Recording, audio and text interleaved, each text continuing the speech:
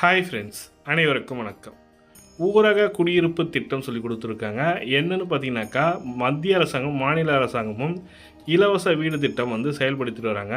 உங்கள்கிட்ட நிலமோ வீடோ எதுவும் இல்லைன்னா கூட இந்த திட்டத்தின் மூலம் பயன்பெற முடியும். இது பார்த்தீங்கன்னாக்கா, கூரை வீடு இருக்கிறவங்களுக்கு, ஓட்டு வீடு இருக்கிறவங்களுக்கு, வீடு அற்றவர்களுக்கு, வீடு பாழடைந்தவர்களுக்கு இந்த திட்டத்தின் மூலமாக வீடு கட்டி தரப்படுகிறது சொல்லியிருக்காங்க. இந்த தமிழக அரசாங்கம் இப்போ பார்த்தீங்கன்னாக்கா ஆய்வுக் கூட்டம் நடைபெற்றிருக்கு. அந்த ஆய்வுக் கூட்டத்தில் என்ன சொல்லியிருக்காருன்னு பார்க்கலாம். சொந்த வீடு கனவை நினைவாக்கும் அரசின் திட்டம் முதலமைச்சர் வெளியிட்டுள்ள முக்கிய தகவல். பிரதம மந்திரி ஊரக குடியிருப்பு திட்டத்தின் கீழ் வீடு கட்டுவதற்கு தகுதியான பயனாளிகள் நிதியுதவி வழங்கப்பட்டு வருகிறது.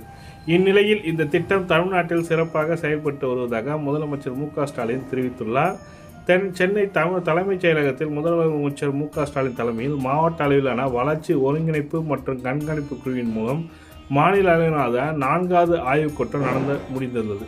இந்த கூட்டத்தில் பல்வேறு விதமான திட்டங்கள் குறித்து பேசினார். இந்த திட்டத்தின் ஊரக குடியிருப்பு திட்டம் குறித்து பேசியப்படுது. ஒன்றிய மாநில அரசு பல்வேறு விதமான திட்டங்களை பொதுமக்கள் நலனுக்காக செயல்பட்டு வருகிறது. அதன்படி பிரதம மந்திரி ஊரக குடியிருப்பு திட்டம் கடந்த 2016ஆம் ஆண்டு துவங்கப்பட்டு இந்த திட்டத்தின் கீழ் ஊரக பகுதியில் தகுதி வாய்ந்த பயனாளிகள் வீடு கட்ட நிதியுதவி அளிக்கப்படுகிறது. இந்த நிலையில் திமுக ஆட்சியில் ஊரக குடியிருப்பு திட்டம் சிறப்பாக செயல்பட்டு வருவதாகவும் முதலமைச்சர் மு.க.ஸ்டாலின் தெரிவித்துள்ளார். இது தொடர்பாக அவர் பகிர்ந்துள்ள தகவலின் திட்டத்தின் கீழ் வீட்டிற்கான அலகு தொகையானது 1,20,000 ரூபாய் வழங்குறாங்க பிரதம மந்திரி வீடு திட்டத்தில். இது பார்த்தீங்கன்னாக்கா அதில் மாநில அரசு 48,000 ஒன்றிய அரசு 22,000 கொடுக்குறாங்க. ரெண்டும் சேர்த்து தான் 1,20,000 ரூபாய் கொடுக்குறாங்க. மேற்கூரை அமைப்பதற்கான கூடுதலாக 1,20,000 ரூபாய் மாநில அரசு வழங்குகிறது.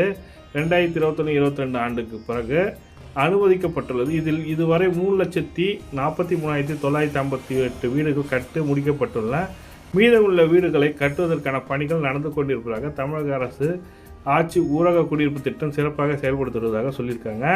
வீடு கட்டுவதற்கான கட்டுமான பொருட்கள் விலை மற்றும் தொழிலாளர்கள் கூலி ஆகியவை கணிசமான அளவுக்கு உயர்ந்துள்ளது. இதனால் பிரதம மந்திரி ஊரக குடியிருப்பு திட்டத்தின் கீழ் கட்டப்படும் வீடுகளுக்கான அலகு தொகையை குறைந்தபட்சம் 3,50,000 உயர்த்திய வழங்க வேண்டும் என்று கேட்டுக்கொள்ளப்படுகிறது சொல்லிட்டு மத்திய அரசாங்கத்திடம் தமிழக அரசாங்கம் கோரிக்கை கொடுத்துருக்காங்க.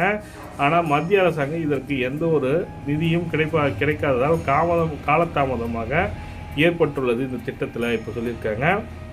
இந்த திட்டத்தில் பயன்பெறணும், நான் இந்த கிராமப்புற ஊரக வீடு திட்டம் குடியிருப்பு திட்டத்தில் ஜாயின் பண்ணணும்னு நினைக்கிறீங்கன்னா ஹவுஸ் யோஜனா சொல்லிட்டு இருக்குது. அந்த ஆப்பை டவுன்லோட் பண்ணி ரெஜிஸ்ட்ரேஷன் பண்ணணும்.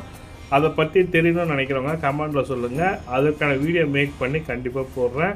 அதில் எப்படி ரெஜிஸ்ட்ரேஷன் பண்ணணும், யாரெல்லாம் தகுதியானவர்கள் எப்படி விண்ணப்பிக்கணும், விண்ணப்பித்த உடனே கிடைக்குமா என்றதை பார்க்கணும்னு நினைக்கிறவங்க கண்டிப்பாக கமெண்டில் சொல்லுங்கள். டெஃபினட்டாக அதற்கான வீடியோ மேக் பண்ணி தரேன்.